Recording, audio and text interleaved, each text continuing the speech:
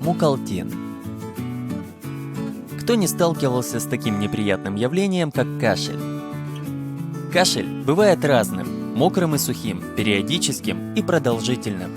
Чаще всего этот симптом возникает вследствие различных респираторных заболеваний, но иногда может быть вызван и другими факторами, к примеру, психологическими. На современном рынке медицины существует немало препаратов, которые способны бороться с кашлем, а точнее с причинами, которые вызывают этот рефлекс. Если сухой кашель появился на фоне эмоционального напряжения, невролог выписывает пациенту успокоительное средство. Если же кашель вызван вирусными или бактериальными заболеваниями, такими как бронхит, коклюш, грипп и так далее, пациент нуждается уже в совершенно другом способе лечения. Мукалтин – один из самых проверенных и бюджетных препаратов, которые успешно лечат от кашля уже не одно поколение. Мукалтин – исключительно растительный препарат, поэтому хорошо усваивается практически любым организмом.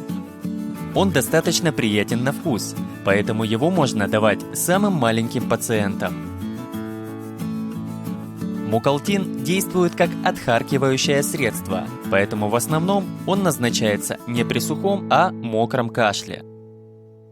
Мукалтин – это отличная альтернатива дорогостоящим отхаркивающим сиропам, которым люди зачастую отдают предпочтение только из-за раскрученного бренда. Эффективность мукалтина часто недооценивается лишь потому, что это дешевый препарат, но высокая цена далеко не всегда гарантирует качество и эффективность препарата. Состав и форма выпуска. Основной компонент мукалтина – это корень алтея.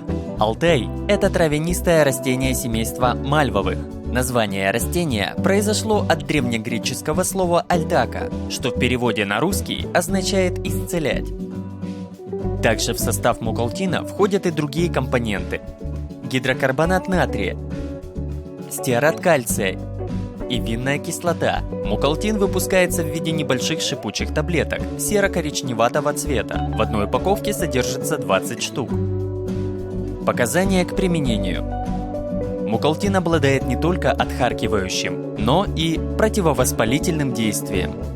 Он мягко обволакивает слизистую оболочку дыхательных путей, образовывая на ней тонкую защитную пленку, что способствует быстрому и эффективному восстановлению воспалительных тканей.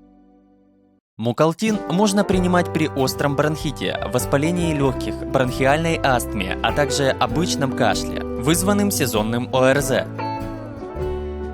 Противопоказаний по большому счету нет. Единственное противопоказание – индивидуальная непереносимость компонентов, содержащихся в препарате.